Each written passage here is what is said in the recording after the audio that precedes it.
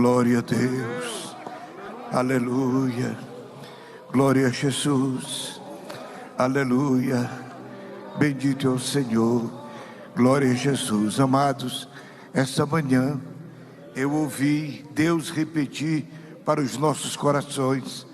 Quando nós tivemos o primeiro culto no domingo passado, no início, eu disse para os irmãos que esta escola seria diferente, que Deus iria marcar coisas grandes no coração de muitos. Aleluia. Glorificado seja o Senhor.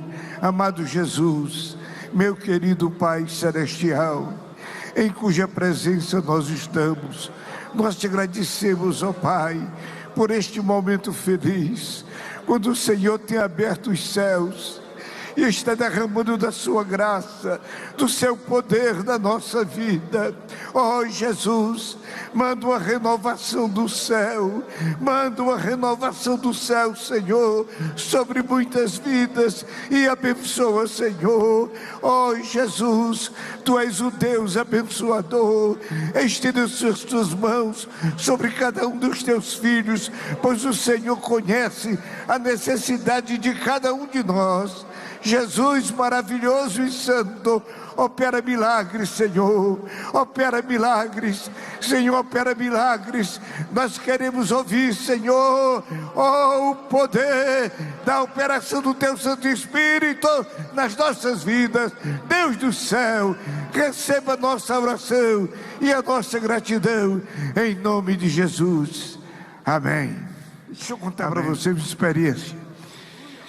Há muitos anos atrás, o meu irmão, que já está na glória, era o pastor da igreja. E ele então me convidava para que eu fosse para a escola bíblica, para ajudar o trabalho do Senhor ali em Fortaleza.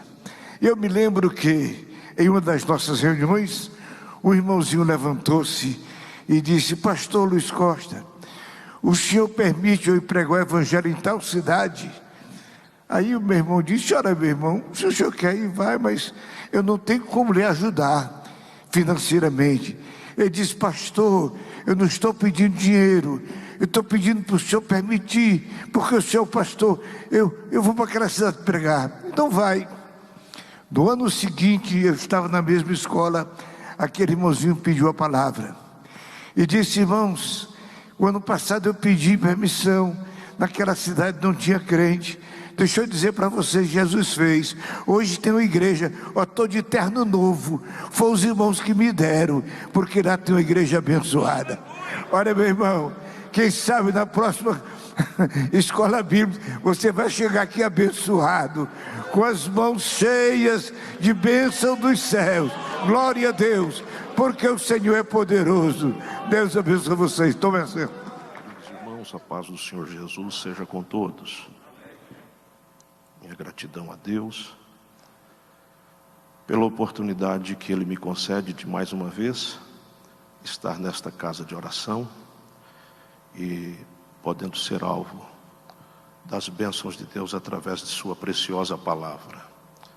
Louvamos ao Senhor nosso Deus pelos 75 anos de existência da nossa Escola Bíblica do Belém, da qual eu tenho a alegria de ser aluno há mais de 30 anos, e também por bondade de Deus e bondade e confiança dos nossos pastores, ministrar já há quase 20 anos nesta conceituada, honrosa e respeitada Escola Bíblica de Obreiros.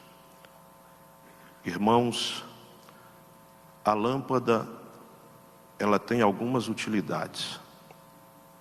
A lâmpada embeleza, ela é utilizada com muito cuidado pelos arquitetos.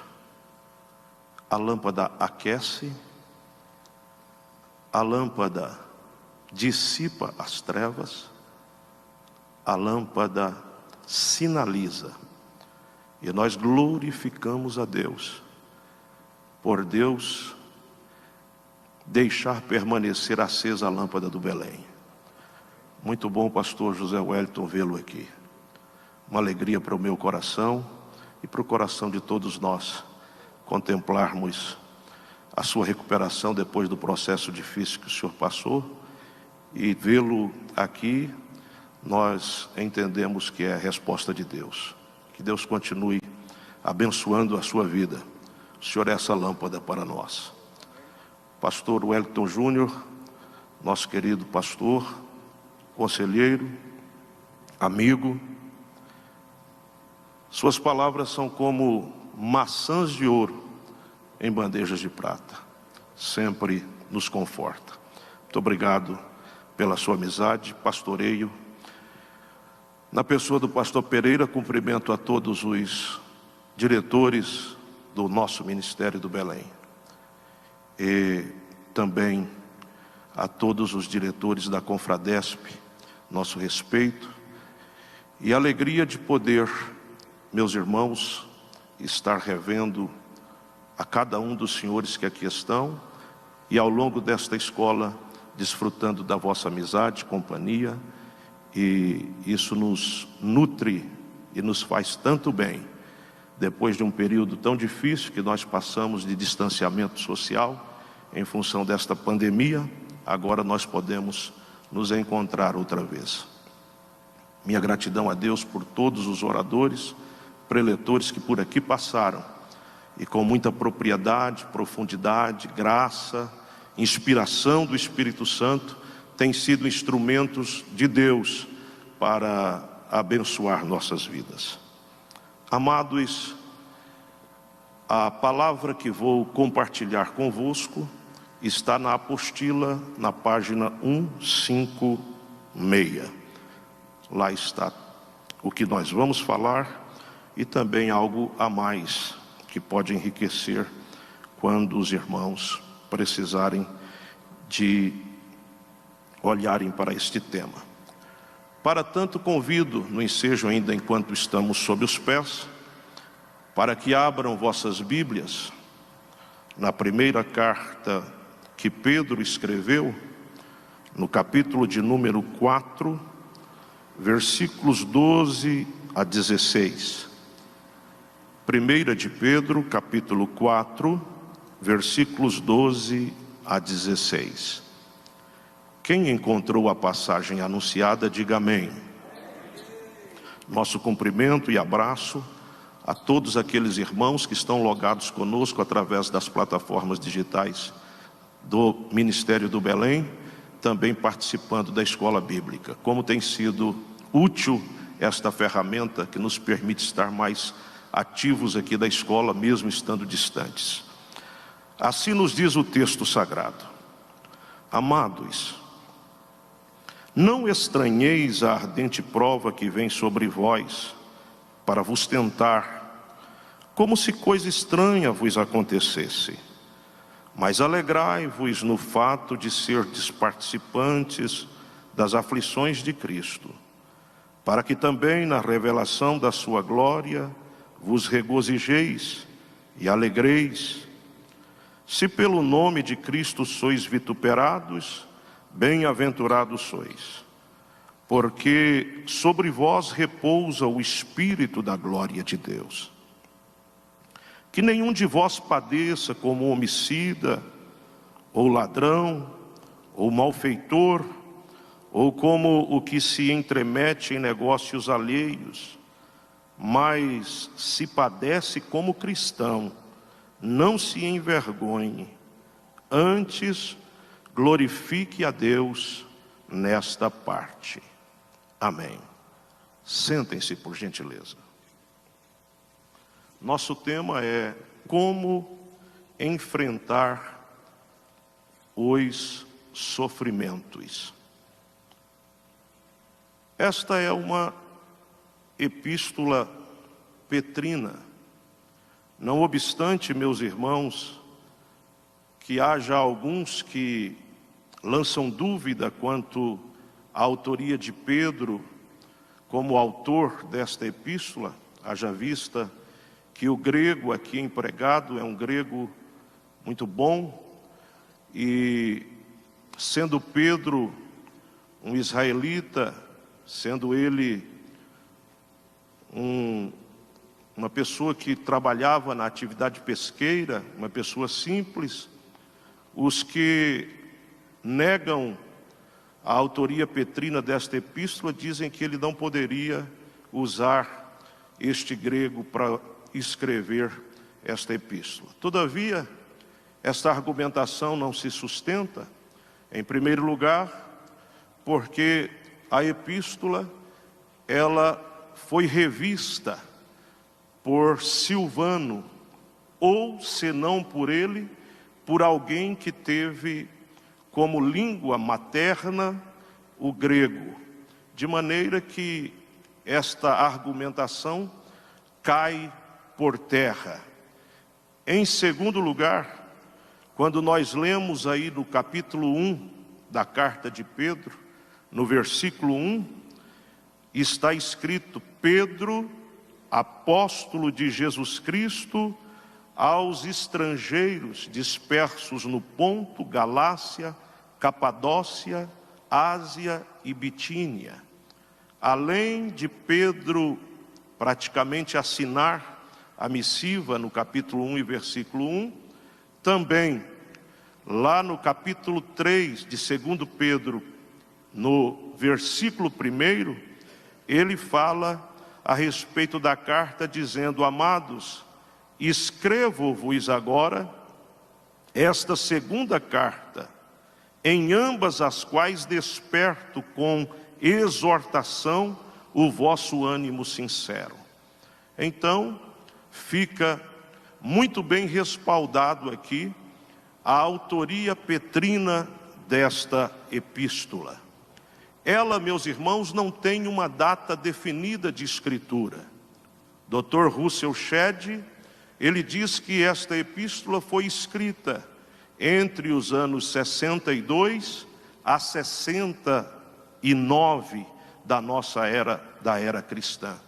Enquanto que Dr. Champlin, ele apresenta duas defesas. Uma, de que esta epístola foi escrita no ano 67, ou pouco antes, e também ele apresenta os que defendem que a carta foi escrita no ano 64. De maneira que fica aqui para nosso aprendizado que a carta, ela foi escrita entre o ano 62 a 69, sem termos uma data definida. Há aqueles que questionam também de onde Pedro escreveu esta missiva, onde ele estava quando ele escreve esta carta. Quando você abre a sua Bíblia, em 1 Pedro capítulo 5, e no versículo de número 13, Pedro escreve assim: aquela que se encontra em Babilônia, também eleita, vos saúda, como igualmente meu filho Marcos. Logo, entendemos que Pedro está sinalizando que ele estava na Babilônia enquanto escreve esta epístola.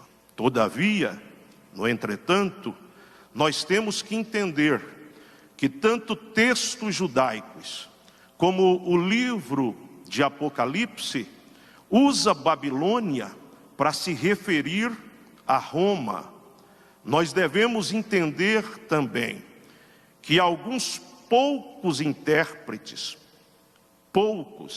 defendem que, de fato, Pedro estava literalmente em Babilônia. E devemos entender que a maioria dos intérpretes, eles entendem que Babilônia aqui, usado por Pedro, é uma referência a Roma. De maneira que acreditamos piamente que Pedro estava em Roma quando escreve esta carta. Esta carta, meus irmãos, escrita por Pedro entre os anos 62 a 69, estando ele em Roma, foi direcionada aos irmãos que estavam em cidades distintas.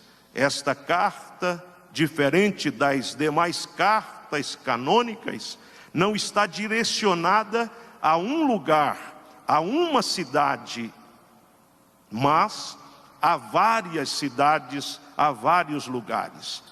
Pedro escreve para os irmãos estrangeiros que estão em Ponto, que ficava no norte da Ásia Menor, para os irmãos estrangeiros que estavam na Galácia, que ficava no centro-sul da Ásia Menor, para os irmãos que estavam na Capadócia, que ficava no oriente da Ásia Menor, para os irmãos que estavam na Ásia, no ocidente da Ásia Menor, e também para os irmãos que estavam em Bitínia, que também ficava no norte da Ásia Menor.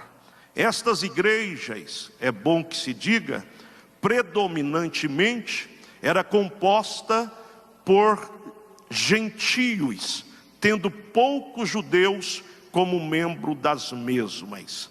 Entende-se que duas coisas podem ter acontecido aqui. Primeiro, o portador desta epístola, ele passou por todas estas cidades, fazendo menção e tornando a epístola conhecida, ou que esta epístola se tornou uma circular que passou em todas estas cidades. Quando Pedro escreve esta carta a todas estas cidades e a estes irmãos, Pedro, naturalmente, ele nutria alguns propósitos ao escrever esta carta. Dentre outros propósitos, Pedro queria, em primeiro lugar, falar da esperança eterna, que conduz à salvação da alma, não por méritos, mas pelo sangue de Jesus. Daí então ele escreve no capítulo 1 e versículo 18, dizendo o seguinte: sabendo que não foi com ouro, com prata, ou com coisas corruptíveis que fostes comprados da vossa vã maneira de viver, que por tradição recebeste dos vossos pais, mas com o precioso sangue de Cristo, como de um cordeiro imaculado e incontaminado. Glória a Deus. Em segundo lugar, quando Pedro escreve esta missiva, dentre outros, ele tinha como objetivo apresentar o Senhor Jesus como exemplo de sofrimento e de exaltação. Pedro queria deixar claro aos irmãos que o sofrimento é um processo que leva à exaltação, como aconteceu com Cristo Jesus, nosso Senhor. Paulo deixa isso muito claro, lá em Filipenses, no capítulo 2, a partir do versículo 5, quando ele diz: de sorte que haja em vocês o mesmo sentimento que houve também em Cristo Jesus, que, achado na forma de Deus, não teve por usurpação ser igual a Deus.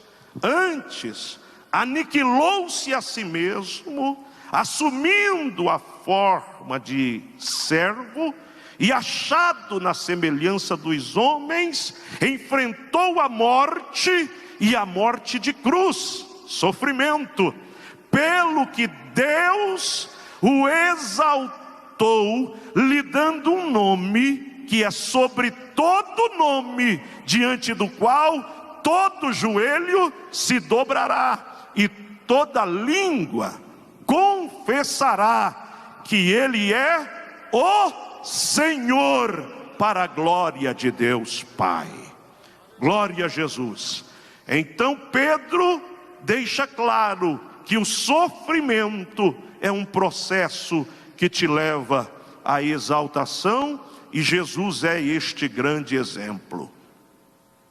Em terceiro lugar, o apóstolo São Pedro, ele tinha como objetivo definir, deixar bem claro a posição que o Senhor Jesus deve ocupar em nossas vidas.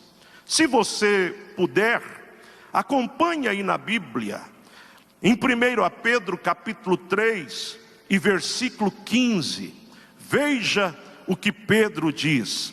1 Pedro capítulo 3 e versículo 15, Pedro diz assim: antes, santificai a Cristo como Senhor em vosso coração, e estais sempre preparados para responder com mansidão e temor a qualquer que vos pedir a respeito da esperança que há em vós. Pedro deixa muito claro qual a posição de Jesus em nossas vidas. Qual é a primeira posição? Ele diz aqui, veja, santificai a Cristo. Ele está dizendo, coloque Cristo nos vossos corações. Por que Cristo? Cristo vem do latim Christ, do hebraico Mashiach, e do grego Christos. O que significa? Significa ungido. Então Jesus, ele é o cumprimento de todas as profecias do Antigo Testamento. A exemplo de Isaías, no capítulo 9 e no versículo 6, quando ele diz, um menino nos nasceu, um filho se nos deu, e o principado está sobre os seus ombros, e o seu nome será maravilhoso, conselheiro, Deus forte, Pai da eternidade e príncipe da paz. Este Jesus é o Cristo, é o ungido, ele é o cumprimento de todas as profecias do Antigo Testamento, ele é o Salvador. Porém, meus irmãos, Pedro não se limita a dizer que ele é o nosso Salvador. Vejam que ele diz, santificai a Cristo, o ungido, Cristo, o Salvador, como Senhor nos vossos corações. Santificai a Cristo como Senhor, de maneira que além de ser o Salvador, ele também é o Senhor. O Senhor aqui, do grego Kyrios, significa, meus irmãos, que ele é o dono, que ele é, na verdade, o soberano, que ele é o chefe. Glória a Deus. Não basta, e isso é muito importante que se diga, que tenhamos ele como Cristo. É necessário que ele seja, além de Salvador, seja Senhor das nossas vidas. Glória a Deus. E como Senhor das nossas vidas, ele chega diante dos seus discípulos e pergunta, o que os homens estão dizendo que eu sou? Lá em Mateus 16 e 13. E alguém dentre os discípulos diz, olha, tem alguém dizendo que tu és João Batista. E o outro diz, tem alguém dizendo que tu és Elias. E o outro diz, tem alguém dizendo que tu és Jeremias. Tem alguém dizendo que tu és um dos profetas. E aí no versículo 16 do capítulo 16, ele chama os discípulos e diz, e vocês? O que vocês dizem ser o Filho do Homem? O que vocês dizem que eu sou? E Pedro toma a palavra e diz, tu és o Cristo, Filho do Deus vivo. Glória a Deus. Jesus diz, bem-aventurado és tu, Simão Barjonas, que não foi a carne nem o sangue que tu revelou, mas o meu Pai que está nos céus. Ele é o Cristo, glória a Deus. Mas Pedro diz que Ele também é o Senhor das nossas vidas. Ele é o Quírios das nossas vidas. O que acontece, e Pedro traz isso à tona, é que o César, o imperador, os imperadores de Roma, eles rogavam para si esse título, o título de Senhor. E eles queriam que todos os súditos o adorassem como Senhor. E a partir do ano 81, quando Domiciano assume o trono de Roma, começa-se a construir templos em todo o império ao imperador, onde o imperador seria adorado. E os súditos, eles eram conduzidos a esses templos, e lá eles deveriam declarar: César é o Quírios dos Quírios, com letra maiúscula. César é o Senhor dos senhores. Mas o crente, lavado e remido no sangue de Jesus, ele chegava lá e dizia: Jesus é o Senhor, Jesus é o Quírios. Glória a Deus. Meu amado e querido irmão, nós temos que estabelecer Ele como Senhor da nossa vida. Nós queremos Ele como Salvador, mas não aceitamos Ele como Senhor. E este é o grande problema de muitos na igreja odierna, que o tem como Salvador, que estabelece-o como o abençoador, aquele que reparte as benesses, mas não o entroniza como Senhor. Mas nesta manhã vamos reconhecê-lo como o Quírios da nossa vida, como o Senhor dos senhores, como aquele que é o nosso dono, como aquele que é o nosso chefe, como aquele que é o soberano sobre as nossas vidas. E quando Ele é Senhor, a única condição que resta para mim é ser servo. Quando Ele é Senhor, a única condição que resta para o meu irmão é ser servo, é ser escravo. Glória a Jesus. E o servo, ele não questiona, ele obedece.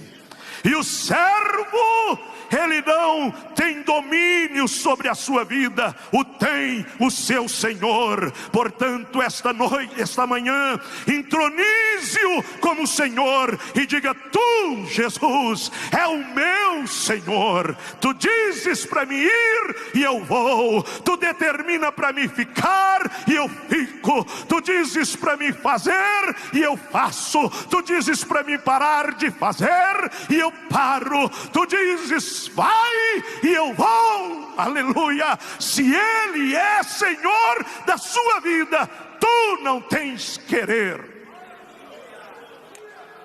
Glória a Jesus. O querer é dele, a vontade é dele. Ele é o Senhor, Ele é o Quírios. Glória a Jesus. Pedro também tem em quarto lugar o objetivo, quando escreve a sua epístola, de apresentar o Senhor Jesus como o sumo pastor. Sendo Ele o sumo pastor, Pedro o apresenta como exemplo para os pastores.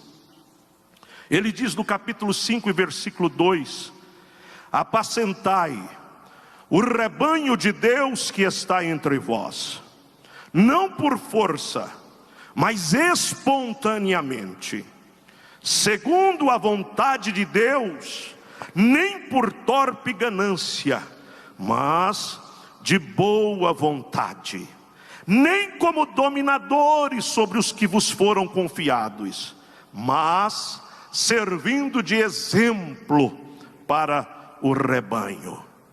Pedro diz que nós devemos ter no sumo pastor o exemplo para nós como pastores.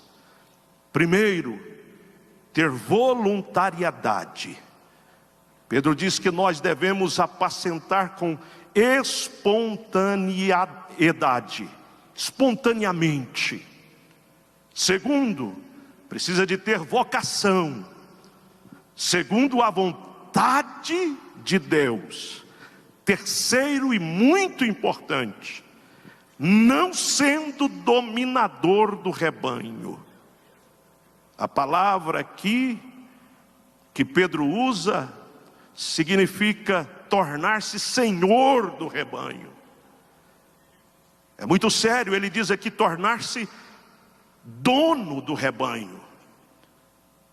Apacentai o rebanho de Deus que está entre vós, não tendo domínio, não exercendo domínio sobre ele. O rebanho, você é pastor dele, mas ele é de Deus. Paulo, escrevendo aos Efésios, diz que ele mesmo foi o que subiu e o que também desceu, e deu uns para apóstolos, mestres, evangelistas, doutores e pastores, querendo com isso o aperfeiçoamento dos santos. Jesus nunca deu igreja para pastor. Ele sempre deu pastores para a igreja. A igreja tem dono, e o dono é Deus. Apacentai o rebanho de Deus. Glória a Deus. A igreja é de Deus. A igreja tem dono. Você é o pastor que foi o presente que Deus entregou para a igreja. Mas a igreja, ela não é propriedade nossa. Nós não podemos exercer e nem vê-la como dominadores sobre ela. Ela é de Deus. Aleluia. Ela é de Deus. Ela é de Deus. A igreja é de Deus. E às vezes eu encontro alguém questionando e perguntando o que será da igreja do amanhã. Meu amado e querido irmão, a igreja do hoje é de Deus, a do ontem foi de Deus, e a do amanhã também é de Deus. E Deus vai continuar governando a igreja através de pastores que exercem o ministério tendo Cristo como exemplo. A igreja é de Deus. Glória a Jesus. E em quinto lugar, Pedro tem como objetivo, quando escreve esta carta, fortalecer os cristãos para enfrentarem as tribulações, prepará-los para tribulações mais severas no futuro e orientá-los como enfrentar os sofrimentos. Os anos mais sombrios da perseguição da igreja haviam chegado. Com 17 anos, Nero tornou-se imperador, louco, devasso, violento, truculento. Mandou matar a própria mãe. No dia 17 de julho de 64 ao dia 24 de julho do mesmo ano, ele incendiou Roma e acusou os cristãos de terem feito. E diz os historiadores que a partir de então deflagra-se uma grande perseguição contra os cristãos, de tal maneira que os cristãos eram pregados na cruz e incendiavam, colocavam, atavam fogo nos cristãos, de tal maneira que as noites de Roma ficavam iluminadas com tantos cristãos que eram mortos, de tal maneira que não havia mais madeira em Roma para se fazer cruz para matar os cristãos. E a partir daí a perseguição foi se evoluindo e substancialmente trazendo perseguição e sofrimento aos cristãos. No ano de 81, Domiciano assume então O Império Romano manda exilar João na ilha de Pátimos, tentando silenciar os cristãos. E a perseguição foi grande, o sofrimento foi grande.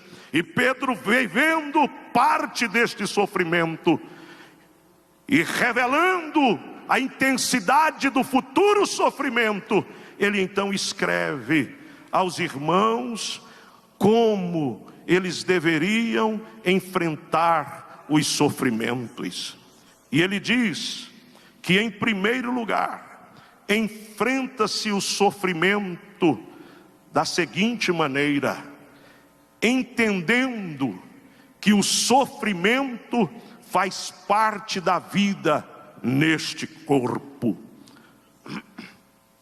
1 Pedro capítulo 4 e versículo 12, ele diz: amados, não estranheis a ardente prova que vem sobre vós, para vos tentar como se coisa estranha vos acontecesse. Amados, não surpreendam-se quando o sofrimento chegar. Amados, não fique espantado quando o sofrimento chegar. Amados, não estranhe o sofrimento, porque a nossa vida por aqui, meus amados e queridos irmãos, não é um passeio na Disney. A nossa vida por aqui não é uma caminhada no Ibirapuera. A nossa vida por aqui não é um desfile em tapetes vermelhos. A nossa vida por aqui é uma vida de sofrimentos. A gente enfrenta sofrimentos. O Senhor Deus diz através do profeta Isaías, no capítulo 43 e no versículo 2: quando passares pelas águas, elas não te afogarão. Quando passares pelos rios, eles não te submergirão. Quando passares pelo fogo, ele não te queimará. Chama alguma arderá em ti, porque eu, o Senhor, sou contigo por onde quer que andares. Observem, ele poderia ter usado uma conjunção subordinativa, se passares. Mas ele não disse se passares pela água, pelos rios, pelas chamas. Ele disse quando passares, um advérbio de tempo. Então Deus está dizendo assim: enfrentar os rios, as águas, as chamas, enfrentar o sofrimento é uma condição, uma questão de tempo. Se você ainda não enfrentou, se prepare, porque você vai enfrentar.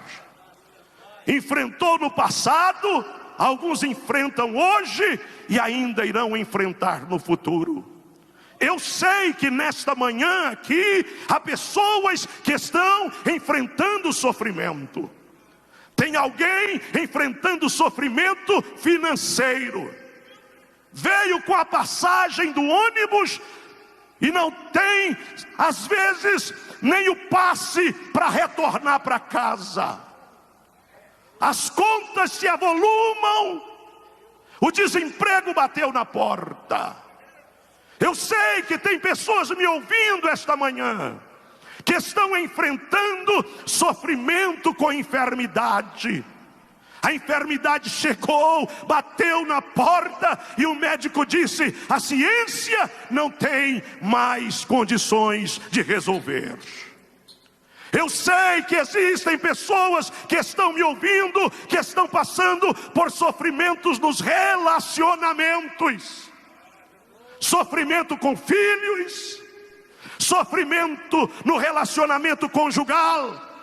E quanto isso tem se avolumado, pastor José Wellington?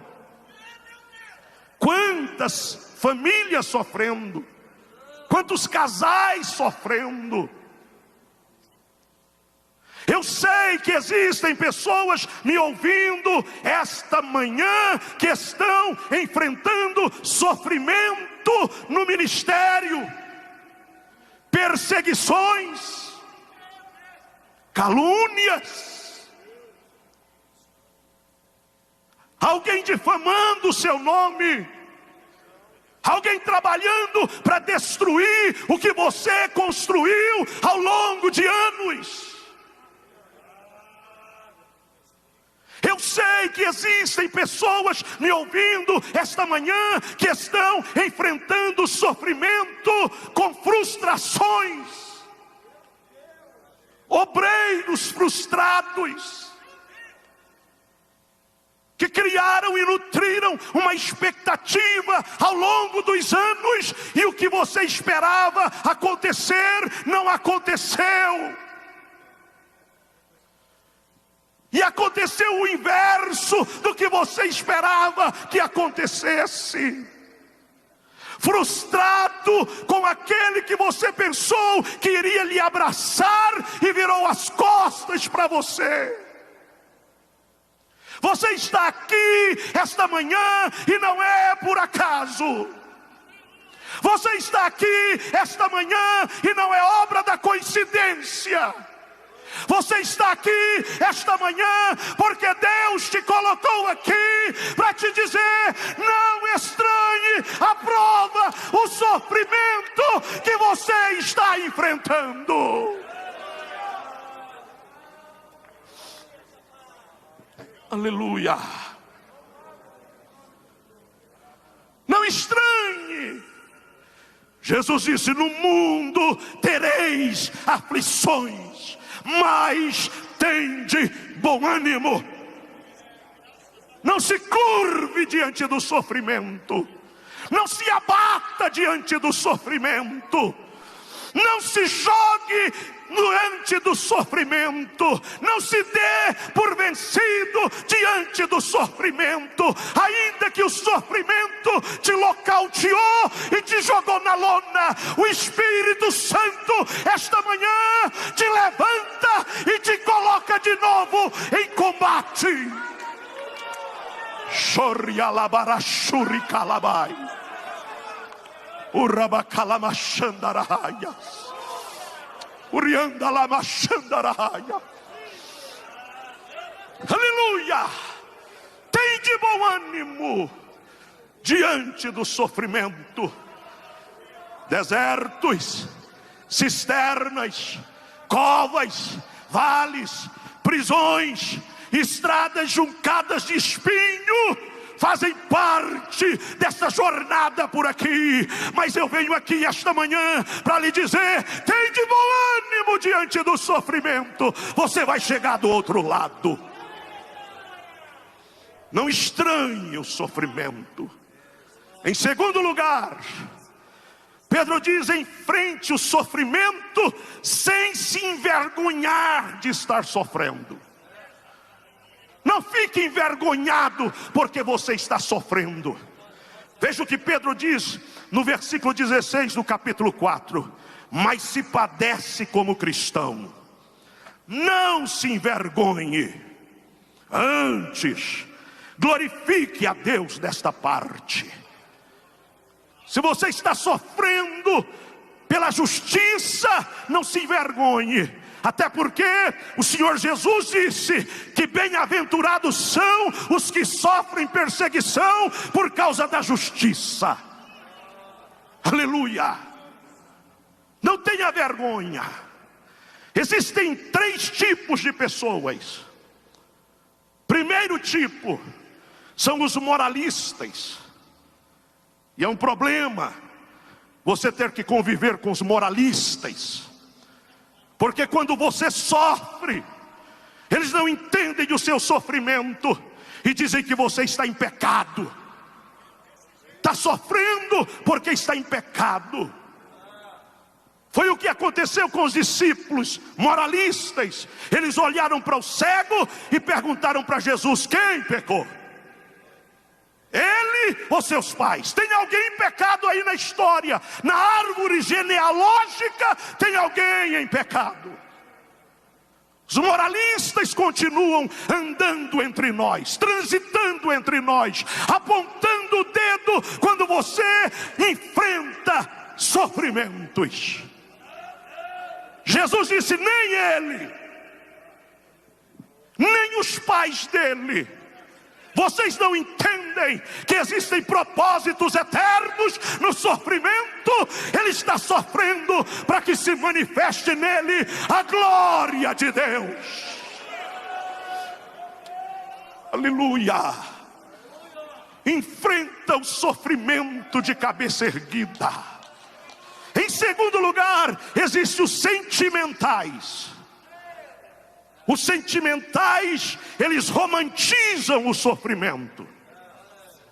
Eles dizem: Jesus, se tu estivesses aqui, o meu irmão não teria morrido. Ele só morreu porque o Senhor se esqueceu de nós. Os sentimentais, eles enfrentam o sofrimento romantizando, dizendo: Deus, tu se esquecestes de mim. E eu não estou te criticando, porque na verdade quando enfrentamos sofrimentos, e há sofrimentos que nós enfrentamos, que parece que o céu é bronze, e você não vê ninguém, se sente só, se frustra. Você manda chamar Jesus e ele não chega no tempo em que você esperava. Mas ele te trouxe aqui esta manhã para te dizer: diante do sofrimento, creia que você verá a glória de Deus. Existe o terceiro tipo, são os fanáticos. Eles olham para você no sofrimento e dizem: é falta de fé. Está sofrendo porque não tem fé. Oh, meu amado e querido irmão, sofrimento não é, em definitivo, fruto do pecado, simplesmente. Pode até ser. Sofrimento não significa a ausência de Deus. Sofrimento não significa falta de fé. Eu volto a repetir nesta manhã: sofrimento pode ser um projeto da eternidade, para que através desse processo você alcance, como Jesus alcançou, a exaltação. Aleluia! Enfrente os sofrimentos sem estranheza, sem estranhá-los. Enfrente o sofrimento sem se envergonhar porque você está sofrendo. Tem que ter vergonha alguém que sofre como malfeitor, como pecador, como imoral. Mas aquele crente fiel que atravessa o sofrimento, Pedro te diz nesta manhã: meu filho, não tenha vergonha de sofrer. Em terceiro lugar, para concluir, Pedro diz: enfrente o sofrimento louvando a Deus. Versículo 16, outra vez: mas se padece como cristão, não se envergonhe, antes glorifique a Deus nesta parte. Como enfrentar o sofrimento? Em primeiro lugar, enfrente o sofrimento de cabeça erguida. Enfrente o sofrimento sabendo que o sofrimento faz parte da nossa passagem por aqui. Em segundo lugar, enfrente o sofrimento sem se envergonhar. Em terceiro lugar, enfrente o sofrimento adorando a Deus, glorificando a Deus. Você precisava ter conhecido o irmão Gustavo. Eu fui dirigir uma congregação num lugar onde muitos irmãos moravam retirados nas fazendas. E a gente saía num momento muito difícil, às vezes de carona, no ônibus da escola, para levar ceia para aqueles irmãos, dormia lá na fazenda, para voltar no outro dia, na madrugada, com o ônibus da escola.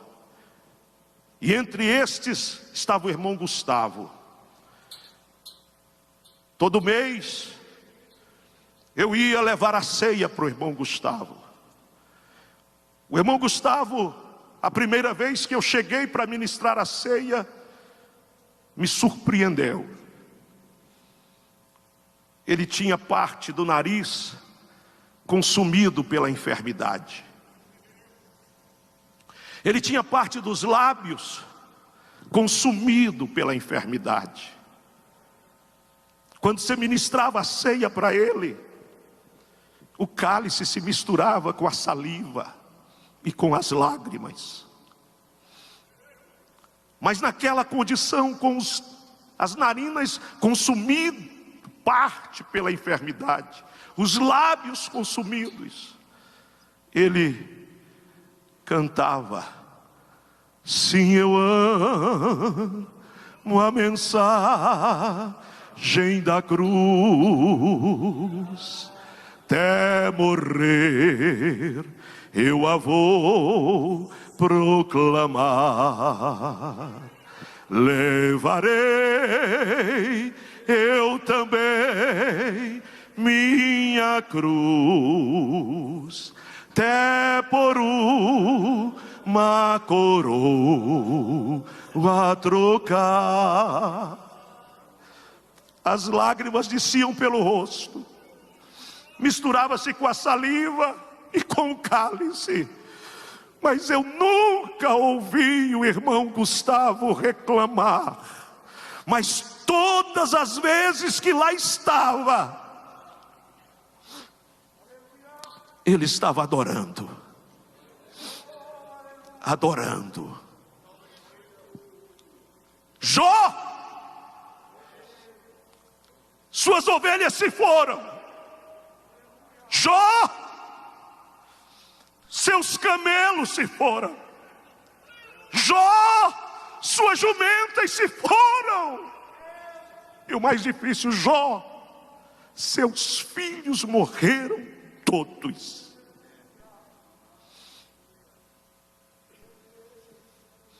O que Jó fez? A Bíblia diz que ele adorou. Deus me deu. Aleluia. Deus tomou. Bendito seja o nome do Senhor. Enfrente o sofrimento adorando. Eu lhe convido a levantar uma de suas mãos aos céus, ou as duas, se for possível. Você que está enfrentando ou não o sofrimento, eu lhe convido por 10 segundos, adore a Deus. Enquanto você adora, Deus pode virar o teu cativeiro, cessar o sofrimento e o milagre acontecer. Adore ao Senhor teu Deus. Amém. Jesus, eu quero saudar a todos com a paz do Senhor, agradecendo a Deus pelas mensagens que ouvimos esta manhã, e tenho a plena certeza que elas vieram de encontro às nossas necessidades. Que o Senhor Jesus continue abençoando os preletores que por aqui passaram. Cada um deles trouxe para nós uma experiência especial e específica. Tenho a plena certeza que o Senhor Jesus falou aos nossos corações. Logo mais à tarde, aqui estaremos a partir das 14 horas, teremos aqui mais 2 ministrações, e à noite, às 19 horas, nosso culto, e será uma bênção também. Eu queria só avisar os irmãos que no segundo andar nós temos ali a Confradesp, a tesouraria da Confradesp, a tesouraria da CGADB. Ambas tesourarias está promovendo aqui, meus amados, um desconto especial para os nossos irmãos que desejarem acertar as suas anuidades. A Confradesp está concedendo 30% de desconto no total das anuidades, e a CGDB também está promovendo ali um desconto de 30% das anuidades em atraso, e me parece que 50% da anuidade atual. Você pode confirmar isso lá, por gentileza. Eu queria pedir aos irmãos da Obreiros que nós vamos ter a nossa AGO da Confradesp no dia 5 de outubro, 5 e 6, e só poderão participar dessa AGO aqueles irmãos que estiverem em dia com a sua anuidade. Então é a hora de você colocar em dia ali a sua anuidade e participar da nossa AGO. Teremos aqui a eleição da mesa diretora, e é bom que você participe também desses momentos da nossa Confradesp, tá ok? Fiquemos de pé, então vamos agradecer ao Senhor com uma oração. Vamos convidar aqui o pastor Pereira para estar orando conosco. Pastor Pereira. Estamos saudando a igreja com a paz do Senhor, pedindo aos irmãos para que nos apresentemos a Deus, agradecendo os benefícios recebidos e as vitórias que temos alcançado. Senhor, nosso Deus e nosso Pai, graças te damos por tudo quanto fizeste por nós na manhã desse dia, pois nos trouxeste a esta casa de oração para nos abençoar da forma como os irmãos veem neste instante. A mão de Deus se levantou para alcançar cada um de nós, a mim, a você e a nós. Deus veio aqui para dizer do contentamento dele em relação a nós, e nós estamos agradecendo, reconhecendo que Deus é o nosso refúgio, a nossa fortaleza, o socorro bem presente quando estamos angustiados. Senhor, cuida de nós, não deixa que saiamos daqui nesta tarde antes que a tua mão nos alcance, confirmando os nossos pedidos, aquilo que éramos carentes até agora, mas com certeza tu estás produzindo em nós a segurança para que, voltando para nossa casa, falemos aos nossos familiares que tudo foi o Senhor quem fez e que é coisa maravilhosa aos nossos olhos. Senhor, abençoa a tua igreja então, antes que saiamos daqui, confirma os pedidos que nós temos feito. Agora, Senhor, nós te suplicamos, abençoa o teu servo, pastor da igreja, irmão José Wellington Bezerra da Costa, abençoa a sua família, seus filhos, seus netos, seus bisnetos, suas noras e seus genros, mas abençoa também a mim, ao irmão lá, a nós todos que aqui chegamos. Não deixa que voltemos sozinhos, mas põe teus anjos para que nos acompanhe, guardando e livrando do mal. Senhor, somos agradecidos por teus servos, a quem escolheste para passar para nós, objeto da tua santa e bendita vontade e aceitação pelo sacrifício que cada um de nós fez nesta manhã, chegando nesta casa de oração. Abençoa-nos assim, leva-nos em paz, é o nosso pedido que estamos fazendo e já agradecendo. Em nome de Jesus, amém e amém.